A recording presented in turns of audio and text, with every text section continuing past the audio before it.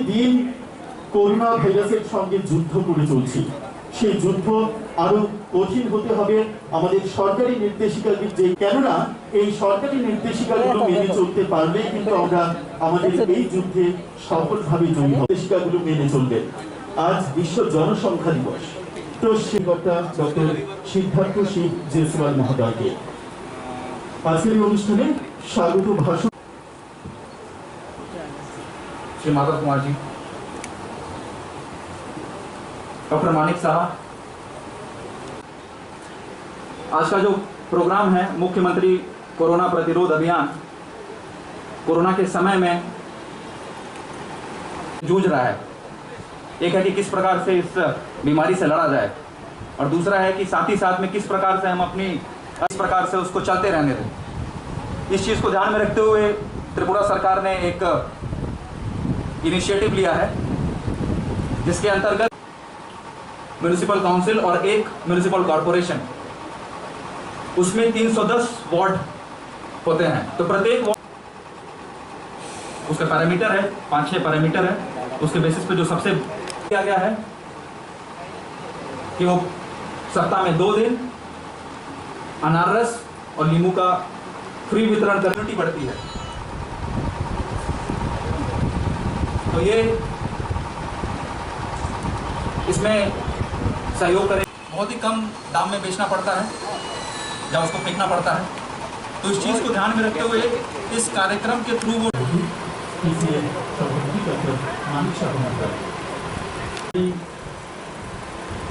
आज का दफ्तर की तरफ से जो कार्यक्रम यहाँ पर रखे हुए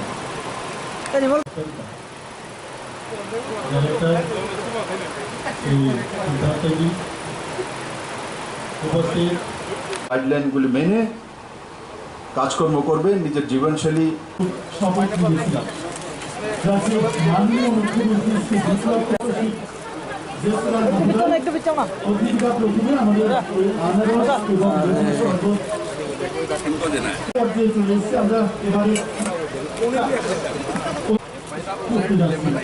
আপনাদের কাছ থেকে যে কোনো দুজন আপনারা চলে আসুন। আমাদের অতিথিরা पर एक बड़ा कारण जो मुझे ज्यादा आनंद देता है कि हमारे पार्टी के सरकार श्री विप्लव देव जी के नेतृत्व में त्रिपुरा में चल रही है, और विप्लव देव जी प्रधानमंत्री मोदी जी के सोच को समझकर काम करने वाले मुख्यमंत्री हैं। जो सोच प्रधानमंत्री रखते हैं, माननीय नरेंद्र मोदी जी का देश का विकास को लेकर जो सोच है, जिसको आत्मनिर्भरता के साथ वो जोड़ते हैं, उस सोच के अनुरूप राज्य में गतिविधि चलाना, इसका परिचय पिछले 2-2.5 साल में श्री विप्लव देव जी ने दिया है। विप्लव देव जी को मैं इसलिए बहुत बधाई भी देता हूं क्योंकि मैं 2 वर्षों से इस राज्य को देख ही रहा हूं। तो आगे की उनकी जो सोच है और कुछ नई चीजें करने की उनकी जो तत्परता है, नई चीज यानी कई बार राजनीति में ये लगता है कि लोगों को कुछ फ्री बांट दो तो उससे राजनीतिक लाभ मिलेगा। ये आम राजनीतिक सोच होता है, this is the general political thinking. पर उससे भिन्न सरकार का काम ऐसा होना चाहिए जिससे लोगों को फायदा तो मिलना चाहिए, जो फायदा का भी हमारे अधिकारी जी ने भी कहा और मानिक शाह जी ने भी कहा, पर साथ ही साथ राज्य के जो कृषक है, जो खेती करने वाले फार्मर है, उनको भी फायदा होना चाहिए। और हजारों की संख्या में महिलाओं को भी फायदा होना चाहिए। उनको अपने अपने प्रोफेशन में और ताकत से खड़ा होने का फायदा होना चाहिए, और साथ ही साथ राज्य का भलाई भी होना चाहिए। यह जो सोच होता है, यह प्रधानमंत्री मोदी जी का सोच है। और हमने प्रधानमंत्री जी का जो इस कोरोना महामारी के समय जो स्कीम्स उन्होंने अनाउंस किया, या पिछले 6 साल के अंदर उन्होंने जिस प्रकार के स्कीम्स देश में लेकर आया, उनको एक बार आप देखेंगे तो आपके ध्यान में आता है कि कोई जनता को मुफ्त में बांटने वाले स्कीम्स नहीं थे। हालांकि बांट देते तो लोगों को अच्छा भी लगता, पर कहा गया है, शायद जीसस क्राइस्ट के साथ भी जोड़ते हैं या चीनी विद्वानों के साथ भी जोड़ते हैं एक वाक्य को कि if you give a fish to a hungry man he will be happy for a day, if you teach him how to fish he will be happy for life। इसका अर्थ यह है कि किसी एक व्यक्ति को, भूखा व्यक्ति को एक मछली दे देते हो, उस दिन के लिए वो खुश रहेगा, पर अगर उसको मछली पकड़ना सिखाते हो जीवन भर खुश रहेगा। तो हमारे सरकार, दिल्ली की सरकार हो, अगरतला की सरकार हो, प्रधानमंत्री मोदी जी से लेकर हमारे माननीय मुख्यमंत्री विप्लव जी तक, सबका सोच ये है कि लोगों को मछली तो मिलना चाहिए, पर वो ऐसा मिलना चाहिए जिसके चलते जीवन भर मछली पकड़ने की कला के साथ व्यक्ति खुश रहे, नौकरी ज्यादा बने, व्यापार अच्छा चले, व्यवसाय जो करते हैं उनका अच्छा चले, किसान अच्छा रहे, सेल्फ हेल्प ग्रुप्स की महिला अच्छा रहे। यह जो सोच है, यह राज्य के लिए, त्रिपुरा के लिए बहुत अच्छा सोच है। आज जो कार्यक्रम माननीय मुख्यमंत्री जी ने लिया था, उसका तो जो प्रभाव है उसका जिक्र हो ही गया है। आनंद का अनुभव कर रहा हूं। आनंद कई कारणों से है, कुछ कारणों का जिक्र माणिक शाह जी ने किया, पर एक बड़ा कारण जो मुझे ज्यादा आनंद देता है कि हमारे पार्टी के सरकार श्री विप्लव देव जी के नेतृत्व में त्रिपुरा में चल रही है, और विप्लव देव जी प्रधानमंत्री मोदी जी के सोच को समझकर काम करने वाले मुख्यमंत्री हैं। जो सोच प्रधानमंत्री रखते हैं, माननीय नरेंद्र मोदी जी का देश का विकास को लेकर जो सोच है, जिसको आत्मनिर्भरता के साथ वो जोड़ते हैं, उस सोच के अनुरूप राज्य में गतिविधि चलाना, इसका परिचय पिछले 2-2.5 साल में श्री विप्लव देव जी ने दिया है। विप्लव देव जी को मैं इसलिए बहुत बधाई भी देता हूं क्योंकि मैं 2 वर्षों से इस राज्य को देख ही रहा हूं। तो आगे की उनकी जो सोच है और कुछ नई चीजें करने की उनकी जो तत्परता है, नई चीज यानी कई बार राजनीति में ये लगता है कि लोगों को कुछ फ्री बांट दो तो उससे राजनीतिक लाभ मिलेगा। ये आम राजनीतिक सोच होता है, this is the general political thinking. पर उससे भिन्न सरकार का काम ऐसा होना चाहिए जिससे लोगों को फायदा तो मिलना चाहिए, जो फायदा का भी हमारे अधिकारी जी ने भी कहा और माणिक शाह जी ने भी कहा, पर साथ ही साथ राज्य के जो कृषक है, जो खेती करने वाले फार्मर है, उनको भी फायदा होना चाहिए। और सेल्फ हेल्प ग्रुप चलाने वाले हजारों की संख्या में महिलाओं को भी फायदा होना चाहिए। उनको अपने अपने प्रोफेशन में और ताकत से खड़ा होने का फायदा होना चाहिए, और साथ ही साथ राज्य का भलाई भी होना चाहिए। यह जो सोच होता है, यह प्रधानमंत्री मोदी जी का सोच है। और हमने प्रधानमंत्री जी का जो इस कोरोना महामारी के समय जो स्कीम्स उन्होंने अनाउंस किया, या पिछले 6 साल के अंदर उन्होंने जिस प्रकार के स्कीम्स देश में लेकर आया, उनको एक बार आप देखेंगे तो आपके ध्यान में आता है कि कोई जनता को मुफ्त में बांटने वाले स्कीम्स नहीं थे। हालांकि बांट देते तो लोगों को अच्छा भी लगता, पर कहा गया है, शायद जीसस क्राइस्ट के साथ भी जोड़ते हैं या चीनी विद्वानों के साथ भी जोड़ते हैं एक वाक्य को कि if you give a fish to a hungry man he will be happy for a day. If you teach him how to fish, he will be happy for life. इसका अर्थ यह है कि किसी एक व्यक्ति को, भूखा व्यक्ति को एक मछली दे देते हो, उस दिन के लिए वो खुश रहेगा।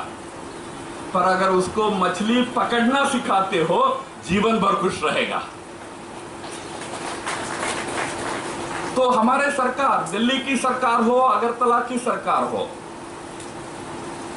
प्रधानमंत्री मोदी जी से लेकर हमारे माननीय मुख्यमंत्री विप्लव जी तक, सबका सोच ये है कि लोगों को मछली तो मिलना चाहिए, पर वो ऐसा मिलना चाहिए जिसके चलते जीवन भर मछली पकड़ने की कला के साथ व्यक्ति खुश रहे, नौकरी ज्यादा बने, व्यापार अच्छा चले, व्यवसाय जो करते हैं उनका अच्छा चले, किसान अच्छा रहे, सेल्फ हेल्प ग्रुप्स की महिला अच्छा रहे।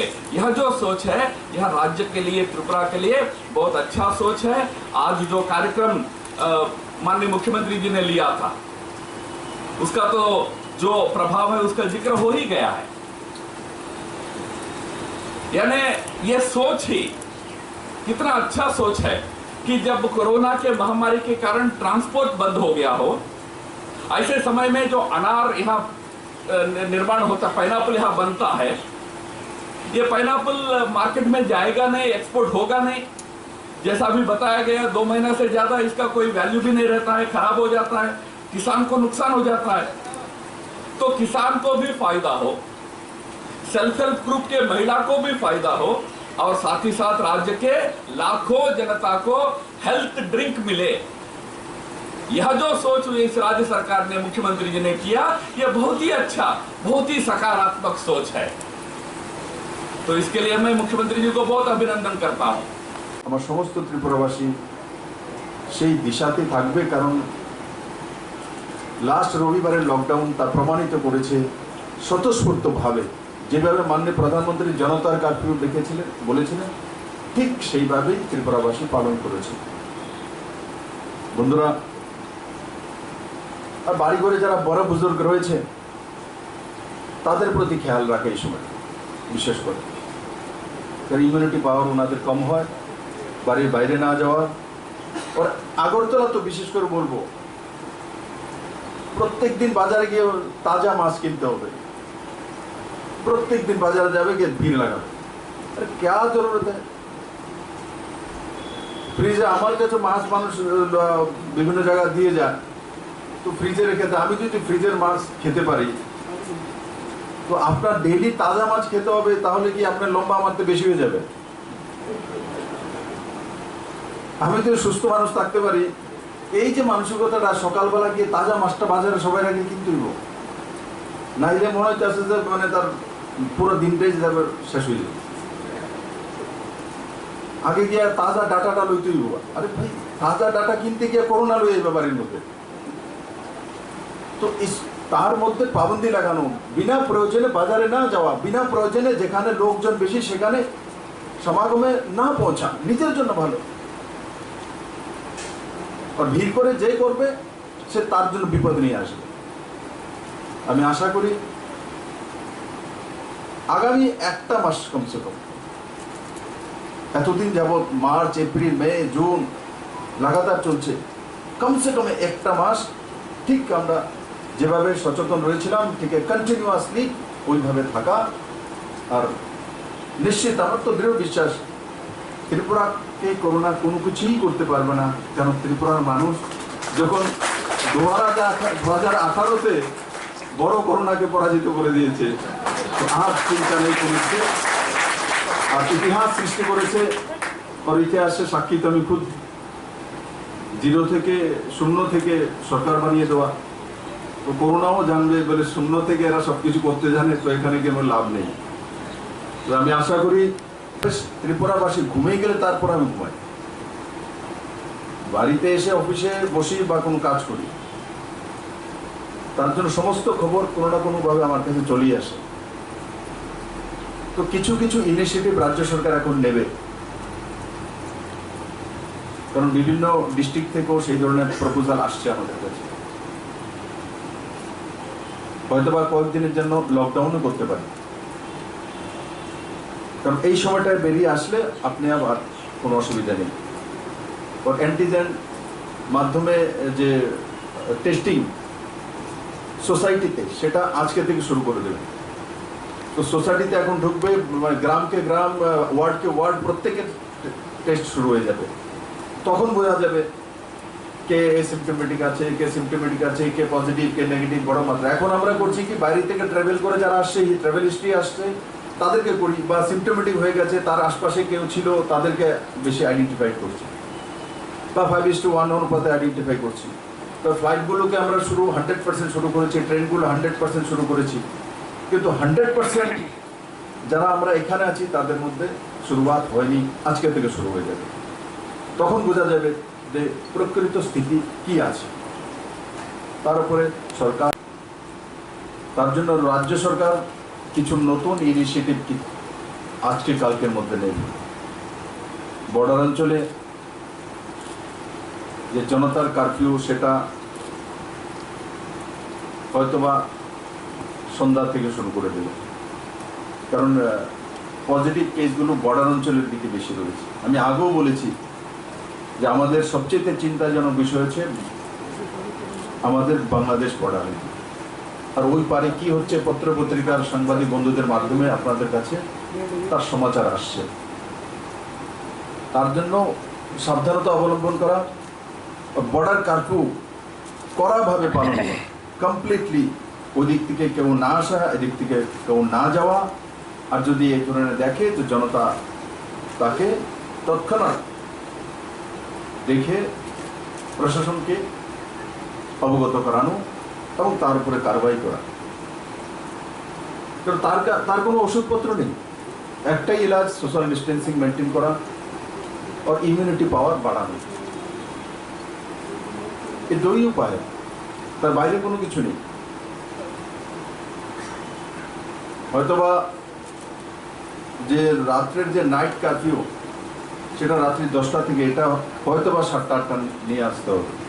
কারণ আমি দেখি যখন আমি সেক্রেটারি থেকে আসি 10টার সময় নাইট কারফিউ আছে, তারপরে দেখি 10:30 11টায় বাক্কা ঘুরছে। তো এটা কোনো মানে আদর্শ করোনার সঙ্গে লড়াই করার উদাহরণ নয়। 4 তারিখে পুরো রাজ্যব্যাপী তার শুরুয়াত হয়েছে। তো তাতে কি লাভ হবে আর সেটা কতটা সুদূর প্রসারী, বিস্তারিত আলোচনা হয়েছে।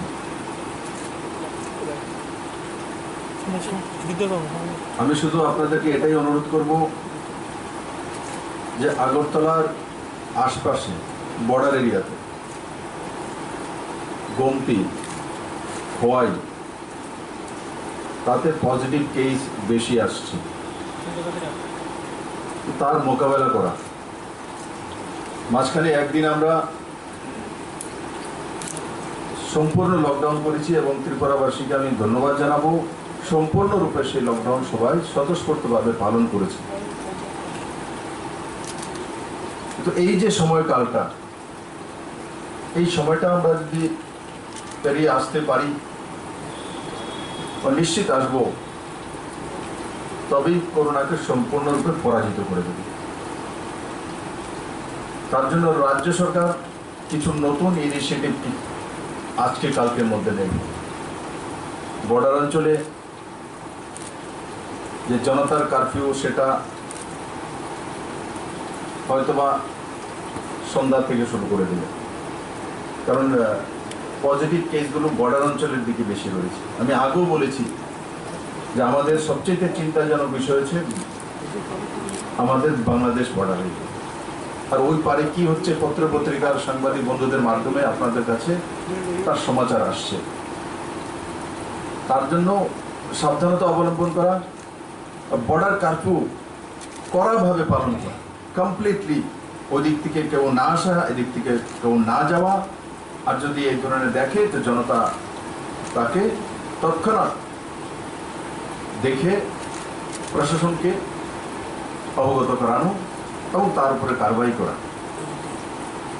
কারণ তার কোনো ওষুধপত্র নেই, একটাই ইলাজ সোশ্যাল ডিস্টেন্সিং মেনটেন করা और ইমিউনিটি পাওয়ার বাড়ানো। এই দুই উপায়, তার বাইরে কোনো কিছু নেই। হয়তোবা যে রাত্রের যে নাইট কারফিউ সেটা রাত্রি 10টা থেকে, এটা হয়তোবা 7টা 8টা নিয়ে আসতে হবে।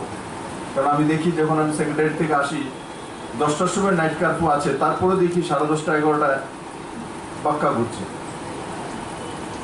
তো এটা কোনো মানে আদর্শ করোনার সঙ্গে লড়াই করার উদাহরণ নয়। কারণ কি, আমার অভ্যেস ত্রিপুরাবাসী ঘুমিয়ে গেলে তারপর আমি ঘুমাই, বাড়িতে এসে অফিসে বসি বা কোনো কাজ করি, তার জন্য সমস্ত খবর কোনো না কোনো ভাবে আমার কাছে চলেই আসে। তো কিছু কিছু ইনিশিয়েটিভ রাজ্য সরকার এখন নেবে, কারণ বিভিন্ন ডিস্ট্রিক্ট থেকেও সেই ধরনের প্রপোজাল আসছে আমাদের কাছে। হয়তোবা কয়েকদিনের জন্য লকডাউনও করতে পারি, কারণ এই সময়টায় বেরিয়ে আসলে আপনি আর কোনো অসুবিধা নেই। और एंटीजन মাধ্যমে যে টেস্টিং সোসাইটিতে, সেটা আজকে থেকে শুরু করে দেবে।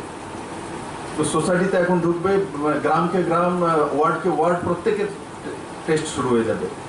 তখন বোঝা যাবে কে সিমটোমেটিক আছে, কে সিমটোমেটিক আছে, কে পজিটিভ, কে নেগেটিভ, বড় মাত্রা। এখন আমরা করছি কি, বাইরে থেকে ট্রাভেল করে যারা আসছে, ট্রাভেল হিস্ট্রি আসছে, তাদেরকে করি, বা সিমটোমেটিক হয়ে গেছে তার আশপাশে কেউ ছিল তাদেরকে বেশি আইডেন্টিফাই করছি, বা 5:1 অনুপাতে আইডেন্টিফাই করছি। তো ফ্লাইটগুলোকে আমরা 100% শুরু করেছি, ট্রেনগুলো 100% শুরু করেছি, কিন্তু 100% যারা আমরা এখানে আছি তাদের মধ্যে শুরুয়াত হয়নি, আজকে থেকে শুরু হয়ে যাবে। তখন বোঝা যাবে যে প্রকৃত স্থিতি কি আছে, তার উপরে সরকার নির্ণয় করবে। আর আমি আশা করি আমার সমস্ত ত্রিপুরাবাসী সেই দিশাতে থাকবে, কারণ লাস্ট রবিবারের লকডাউন তা প্রমাণিত করেছে স্বতঃস্ফূর্তভাবে, যেভাবে মাননীয় প্রধানমন্ত্রী জনতার কারফিউ ডেকেছিলেন, বলেছিলেন, ঠিক সেইভাবেই ত্রিপুরাবাসী পালন করেছে। বন্ধুরা, প্রত্যেক দিন বাজারে যাবে, গিয়ে ভিড় লাগাবে, আরে ক্যা জরুরত है? ফ্রিজে আমার কাছে মাছ মানুষ বিভিন্ন জায়গায় দিয়ে যায়, তো ফ্রিজে রেখে দেয়। আমি যদি ফ্রিজের মাছ খেতে পারি, তো আপনার ডেইলি তাজা মাছ খেতে হবে, তাহলে কি আপনার লম্বা মারতে বেশি হয়ে যাবে? আমি যদি সুস্থ মানুষ থাকতে পারি, এই যে মানসিকতাটা, সকালবেলা গিয়ে তাজা মাছটা বাজারে সবাই আগে কিন্তু নাইলে মনে হচ্ছে যে মানে তার পুরো দিনটাই শেষ হয়ে যাবে। আগে গিয়ে তাজা ডাটাটা লইতে হইব। আরে ভাই, তাজা ডাটা কিনতে গিয়ে করোনা লই এই ব্যাপারের মধ্যে। তো তার মধ্যে পাবন্দি লাগানো, বিনা প্রয়োজনে বাজারে না যাওয়া, বিনা প্রয়োজনে যেখানে লোকজন বেশি সেখানে সমাগমে না পৌঁছা, নিজের জন্য ভালো। আর ভিড় করে যে করবে সে তার জন্য বিপদ নিয়ে আসবে। আমি আশা করি আগামী একটা মাস কমসে কম, এতদিন যাবৎ মার্চ, এপ্রিল, মে, জুন লাগাতার চলছে, কমসে কম একটা মাস ঠিক আমরা যেভাবে সচেতন রয়েছিলাম, ঠিক কন্টিনিউয়াসলি ওইভাবে থাকা। আর নিশ্চিত আমার তো দৃঢ় বিশ্বাস, ত্রিপুরাকে করোনা কোনো কিছুই করতে পারবে না, কারণ ত্রিপুরার মানুষ যখন 2018-তে বড় করোনাকে পরাজিত করে দিয়েছে, তো আজ চিন্তা চলেছে আর ইতিহাস সৃষ্টি করেছে। আর ইতিহাসে সাক্ষী তো আমি খুব, 0 থেকে 0 থেকে সরকার বানিয়ে দেওয়া, তো করোনাও জানবে বলে 0 থেকে এরা সবকিছু করতে জানে, তো এখানে কেন লাভ নেই। তো আমি আশা করি আমার সমস্ত ত্রিপুরাবাসী স্বতঃস্ফূর্তভাবে ত্রিপুরা এবং ত্রিপুরা সরকার এবং কেন্দ্র সরকারের গাইডলাইনগুলি মেনে কাজকর্ম করবেন, নিজের জীবনশৈলী অব্যাহত রাখবেন। এবং আজকের কার্যক্রমে ভাগ নেওয়ার জন্য সবাইকে আমি ধন্যবাদ জানাচ্ছি, বিশেষ করে माननीय राम माधव जी के। कारण कि जब मैंने उनको टेलीफोन में, मोबाइल में फ़ोन करके बताया, बोले भाई साहब ऐसा ऐसा मैं सोच रहा हूँ, बोले बहुत अच्छा, इसको आप पूरे राज्य में करिए। तो इसका नाम तो ऐसे में दे रहा था, तो हमको बोले इसे मुख्यमंत्री कोरोना प्रतिरोधक इस टाइप का कुछ दीजिए, मुख्यमंत्री का नाम साथ रहना चाहिए। ऐसे तो नाम ऐसे तय कर दिया था, मेरा तो इच्छा नहीं था मुख्यमंत्री का नाम साथ रहे। तो आपने आग्रह किया, बोले इसको इस तरीके से दीजिए जो लोगों को अच्छा लगेगा, और पूरे राज्य भर आप जैसे कर रहे हैं करिए, मैं एक दिन आऊँगा। और इस स्थिति में भी आप पूरे देश में अपने कर्म के लिए प्रवास कर रहे हैं और त्रिपुरा में भी आए, हम लोगों को भी उत्साहित किया। मैं आपको बहुत बहुत धन्यवाद देता हूँ त्रिपुरा वासियों की तरफ से। मैं आशा करता हूँ आपका ऐसा आशीर्वाद सभी समय हम लोगों को मिलता रहेगा। सबको बहुत बहुत धन्यवाद। Differences among the MLS, some of the MLS, not those. We are together in the Tripura government. IPFT is our junior partner in the government. We are working together for the benefit and welfare of the state. And the problems that you are talking about are very minor. Right. They are not serious at all. And we met with the IPFT leadership and we discussed, and we also suggested to them that we all have to work together. As far as the issues concerning ADC are concerned, when we come closer to the election, Honorable Chief Minister and the state BJP team will take a final decision about what kind of arrangements have to be made with the partner. Thank you.